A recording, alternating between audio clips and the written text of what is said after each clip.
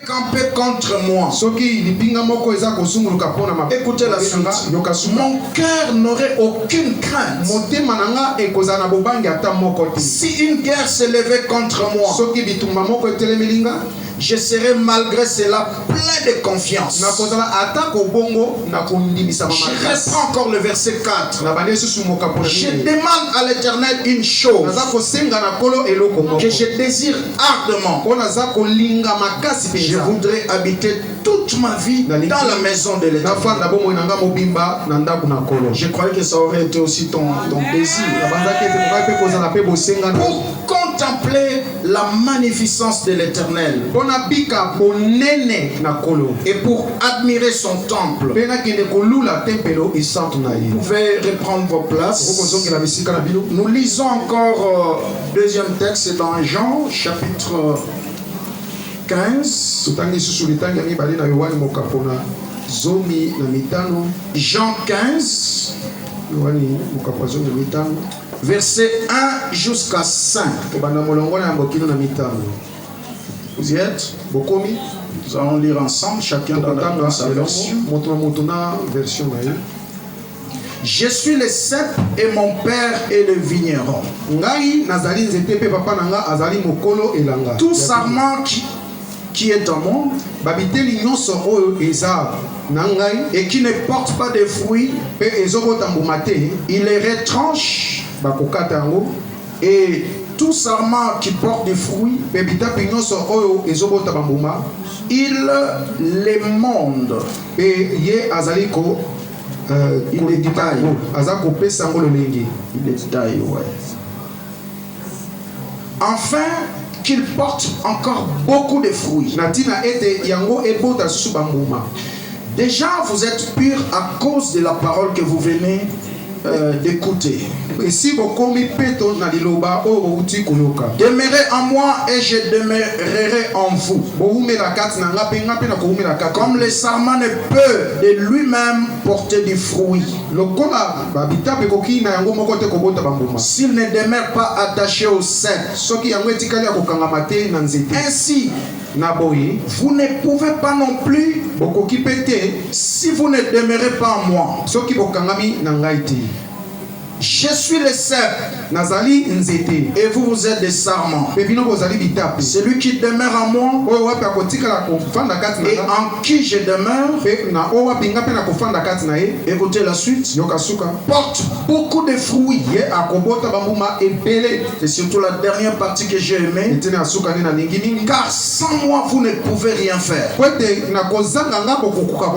Que Dieu bénisse sa parole et que le Saint-Esprit ajoute lumière et vie à cette parole. Est-ce qu'on peut acclamer pour la parole? Amen. 2021, mon année de communion et d'intimité. 2021 oyo ezali mbula na ngai ya bomoko na Nzambe pe ya kokangama na mosindo na Nzambe. C'est ça le message de l'année. Et c'est autour de ça que nous voulons nous entretenir ce soir. Amen. Amen. Et d'emblée, j'allais dire que la communion avec Dieu est plus que toute autre chose qu'on peut chercher dans la vie.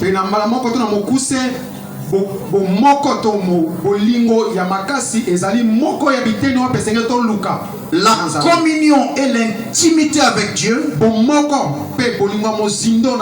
c'est la plus meilleure chose qu'un homme peut avoir sur la terre. S'il y a quelque chose que tu dois chercher et retrouver à tout prix, c'est la communion avec Dieu. Et aller au-delà de la communion jusqu'à devenir intime de Dieu. Ça c'est très important. Et quand nous disons mon année de communion et d'intimité, c'est-à-dire que tu dois t'en approprier. Tu dois faire en sorte que, comme le prophète l'a dit, cette année, c'est vraiment une année où je vais approfondir ma communion avec le Seigneur et aussi mon intimité avec le Seigneur.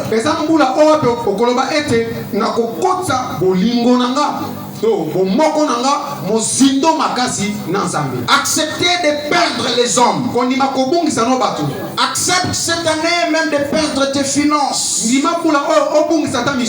perdre des relations, de perdre des biens matériels. Mais ne perdez pas ta communion avec le Seigneur et ton intimité avec le Seigneur. Nous sommes dans une génération et tu auras la ressource. Accroche-toi au donateur et tu auras les dons. Amen. Amen. Accroche-toi à celui qui donne l'argent, qui donne le travail, qui donne les relations, corrélation elle-même. Amen. Amen. Parce que si tu t'accroches au don, tu peux le perdre. Ça peut être détruit. Mais si tu t'accroches au donateur, même si les dons qu'il t'a donnés sont détruits, il va encore te restaurer. Mon année de communion et d'intimité, ça c'est très important. C'est quoi la communion? C'est quoi l'intimité? Et quels en sont les privilèges? Quels sont les bénéfices que je peux trouver du fait d'être en communion avec Dieu? Mon frère, ma soeur, sur la terre ici, si tu es en communion avec les hommes, ils peuvent t'élever, et les mêmes personnes peuvent te rabaisser. Les mêmes personnes qui ont mangé les pains et les poissons. Amen. Une semaine après, ils ont dit crucifiez-les. C'est ça les hommes. Amen. Et si derrière toi il n'y a que les hommes, tu es l'homme le plus malheureux. Je te conseillerais dans cette année qui commence que derrière toi, que tu aies d'abord Dieu, que tu sois en communion avec le Seigneur. Il a dit sans moi vous ne pouvez rien faire. Moïse a vu beaucoup de choses avec Dieu, beaucoup de miracles. Mais un jour, il dit à Dieu, si tu n'acceptes pas toi-même de marcher avec nous, ne nous laisse pas partir de ces lieux. Parce qu'il a compris le mystère de la communion. À qui s'adresse ce message? C'est aux hommes et aux femmes qui n'ont jamais découvert le mystère de la communion et de l'intimité avec Dieu. Et j'aimerais te conseiller ce soir d'entrer dans cette aventure de communion et d'intimité. C'est une aventure qui sourit au finish. J'attends quelqu'un dire Amen. Parce que tous ceux qui ont été en communion et en intimité avec le Seigneur n'ont jamais été déçus. Deuxième catégorie de personnes à qui s'adresse ce message,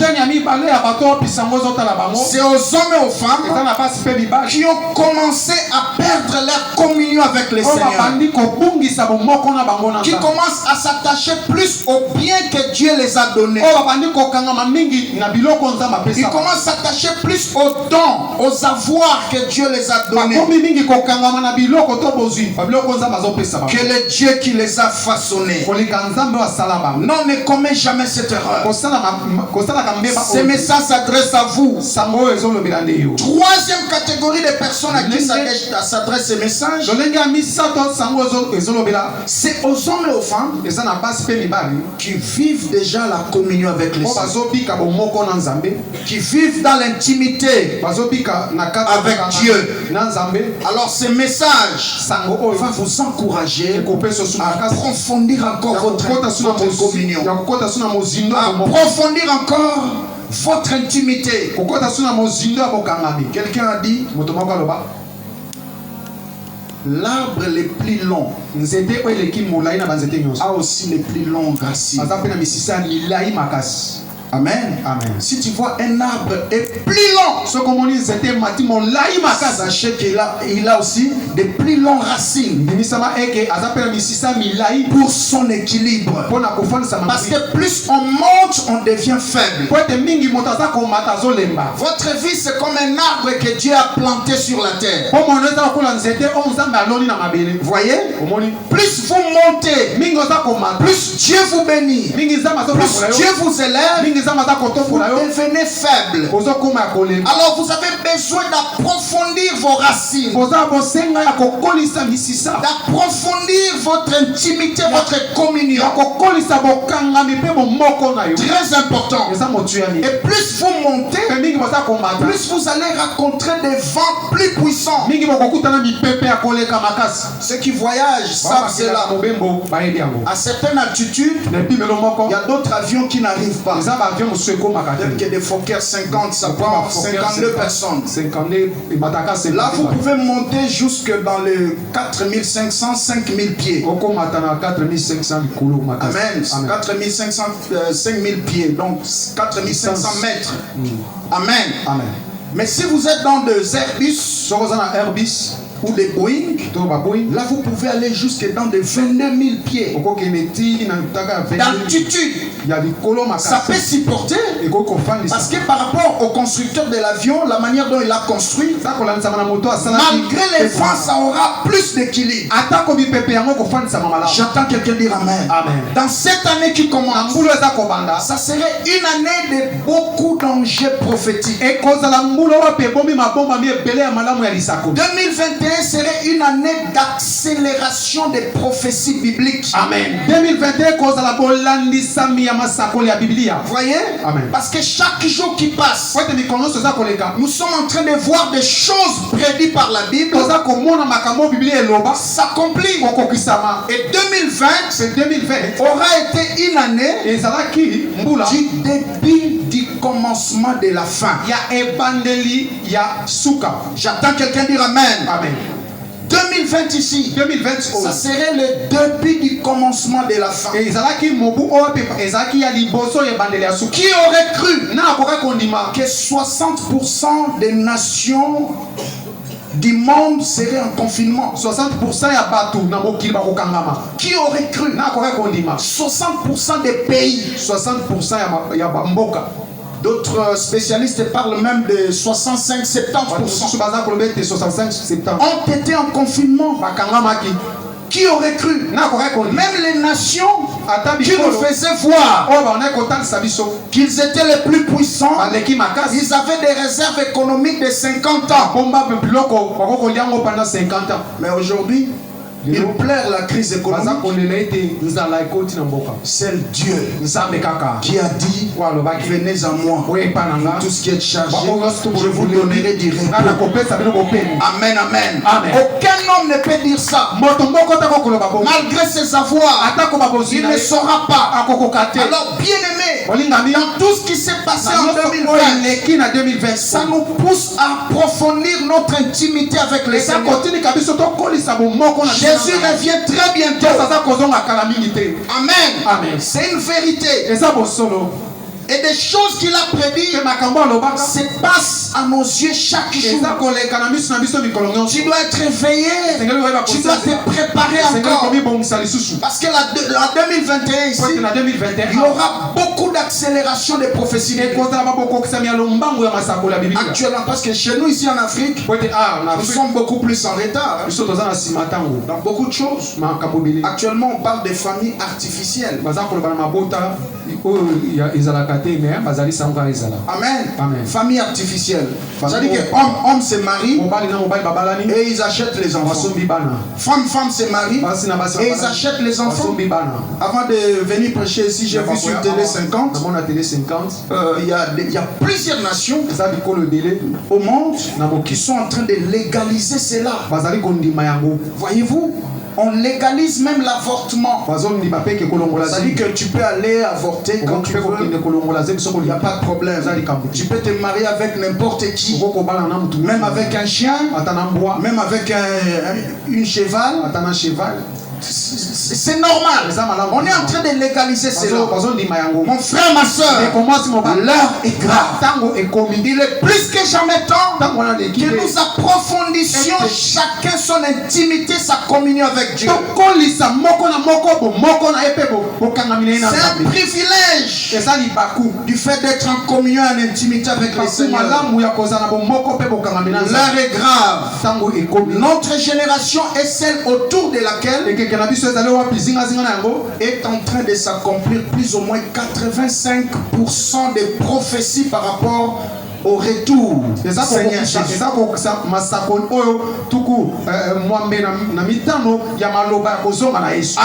Amen. Plus ou moins 85% des prophéties bibliques sont en train de s'accomplir. Et quand nous voyons cet écuménisme qui est en train de s'installer de manière subtile à nos yeux.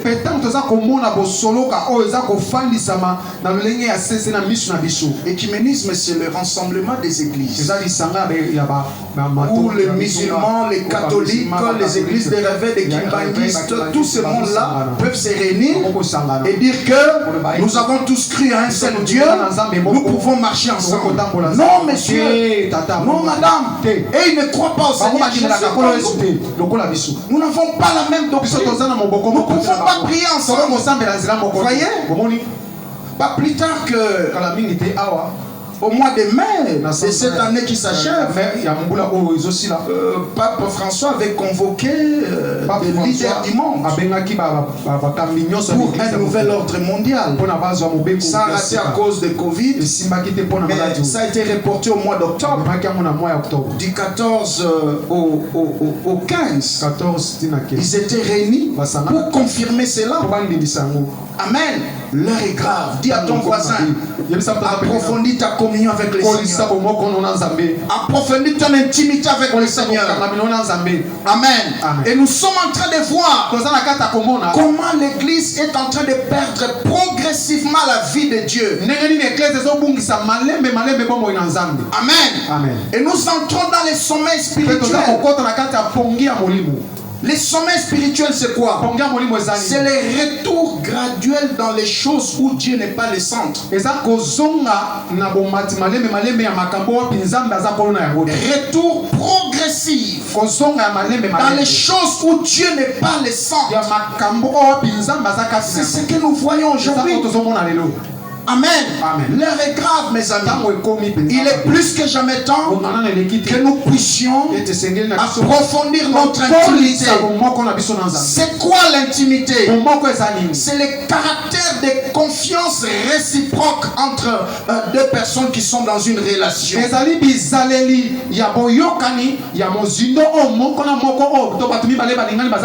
Caractère de confiance.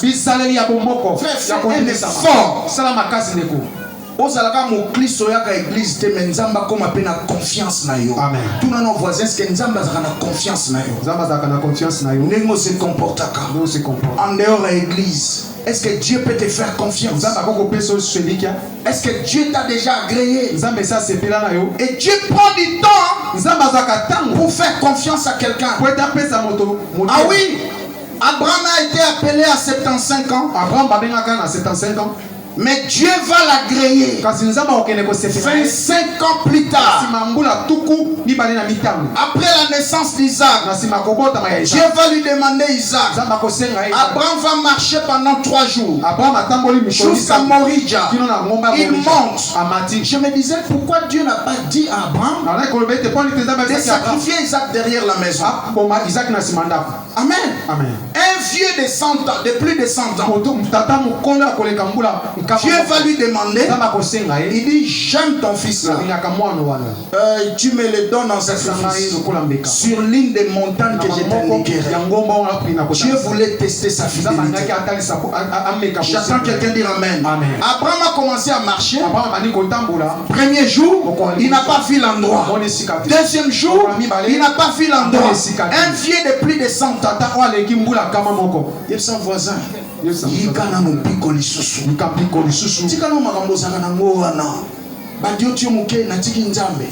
Alléluia. Comment Dieu va t'accepter? Comment Dieu va te faire confiance? Troisième jour de marche. Abraham vivait en Mésopotamie.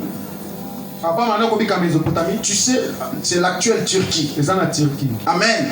Là-bas, c'est un pays de montagne. Un vieux papa de plus de 100 ans, de troisième âge, Dieu va lui demander de faire 3 jours de marche.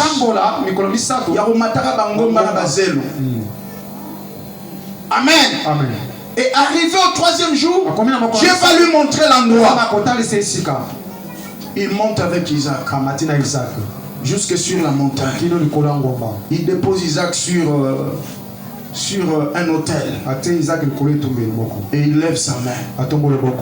Quand il veut couper la tête de l'enfant, la voix a crié, Abraham, n'approche plus la main sur l'enfant. Maintenant, j'ai cru. J'ai compris, j'ai accepté que tu me crains. Amen. Il faisait 25 ans. Dieu ne l'avait pas encore agréé. Il y a sa voisin. Chaque épreuve aux les cananzam, sokotiki nzambe te matsakayo ba point. Amen. L'épreuve qui ne te tue pas te rend fort. La Bible dit dans les derniers jours que nous sommes, il y aura des temps difficiles. Tu dois avoir des nerfs solides, des nerfs de fer, capables de coller dans n'importe quelle situation. Otikali chrétien. Amen. Tu ne perds pas ta communion. Tu ne perds pas ton intimité. Tu restes chrétien. Chrétien jusqu'à la mort. Chrétien jusqu'à la mort. Chrétien jusqu'à la mort. Je serai chrétien jusqu'à. Donc, ils ont coach esprit. Et ça te va dire, il y a des cantiques. Tumbaya satana bisoto kotele manangui. Bisoto kotele manangui. Mondimi telema. Telema. Yesu Christo. Azali koya. Akoya lelo na etumba. Yosotono. Bisoto kotele manangui. Esprit. Alléluia. Il faut chanter des cantiques comme ça. Et dans ce temps de la fin, déjà l'apôtre Paul, dans son intelligence prophétique, il a vu tout ça. Il a dit il y aura des temps difficiles. Ça veut dire quoi? Ça ne serait pas facile de réussir avec Dieu. Amen. Deuxièmement, ça ne serait pas facile de rester vrai chrétien, vrai serviteur de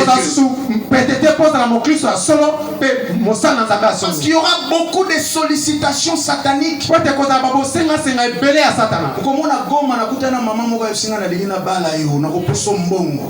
Et j'avais besoin de l'argent. Mais je n'ai pas cédé. C'est ça le mystère du temps de la fin.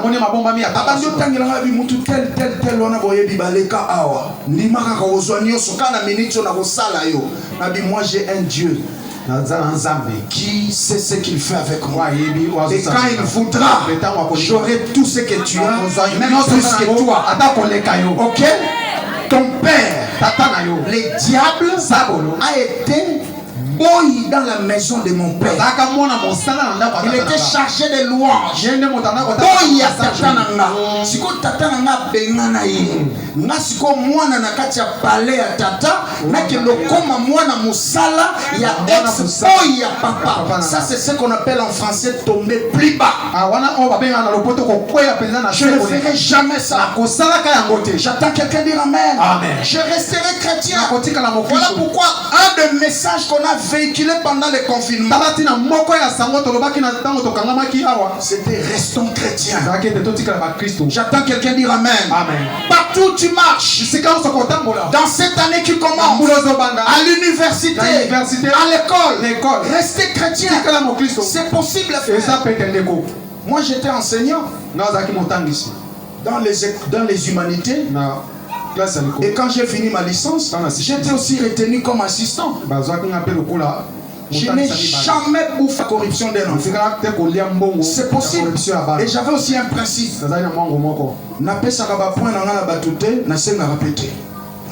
C'est possible. Amen. Amen. Ceux qui me connaissent, ils ne pas bien que l'homme soit comme un bête.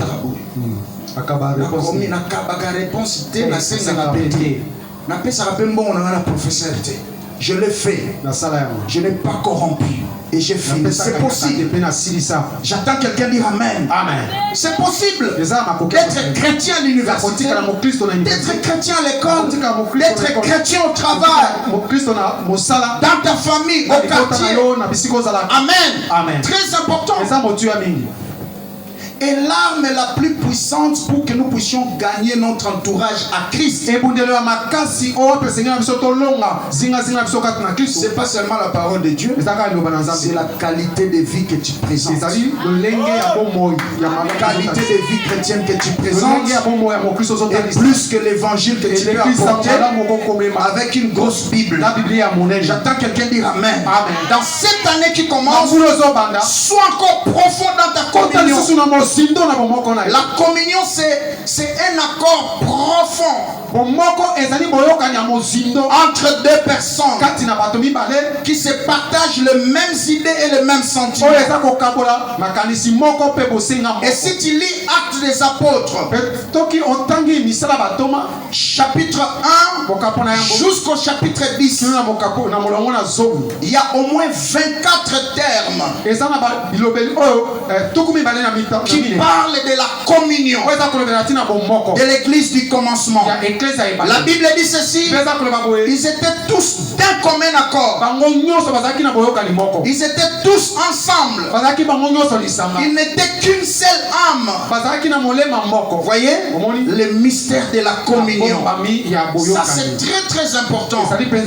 Mes frères et sœurs, il est plus que jamais temps que nous comprenions ces mystères. Être intime avec Dieu. Et si tu ne comprends pas encore cela, Dieu peut occasionner des combats.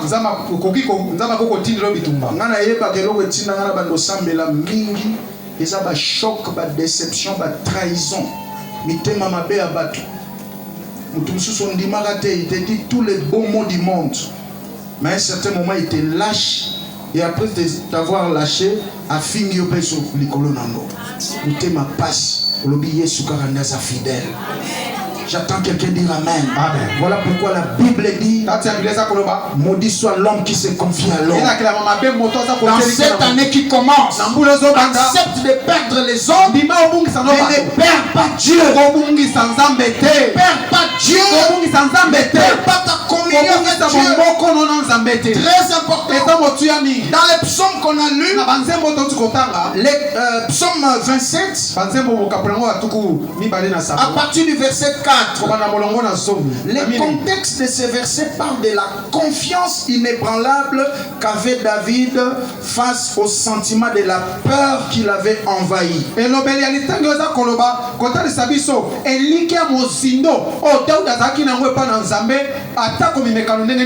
Parce qu'il était en communion avec Dieu. Ok? Il était en intimité avec le Seigneur. À un certain moment dans sa vie, le diable lui a envahi avec la peur.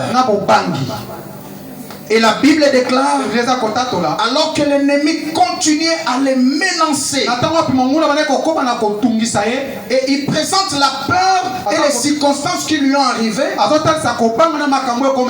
comme une obscurité.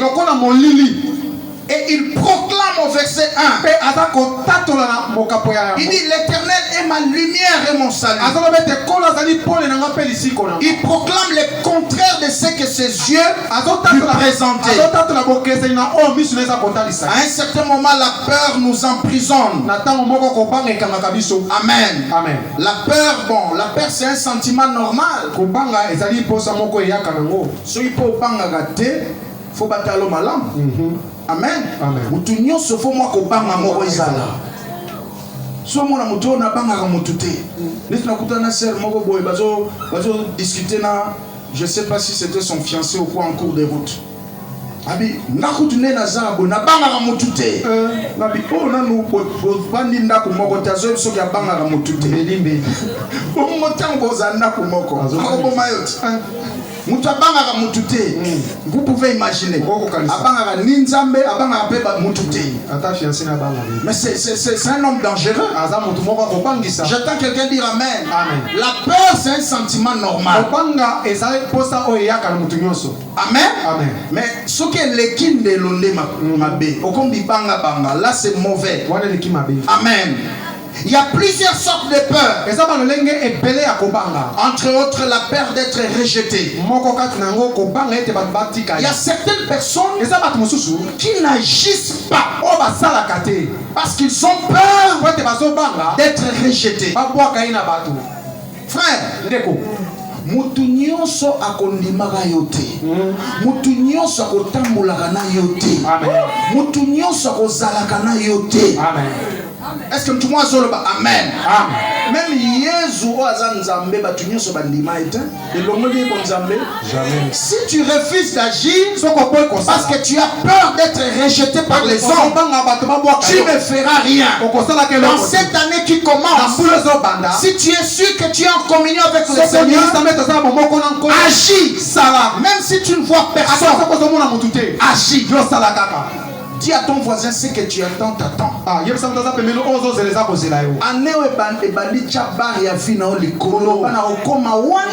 par la grâce de Dieu. Amen. Tu arriveras. Dis à ton voisin, agis.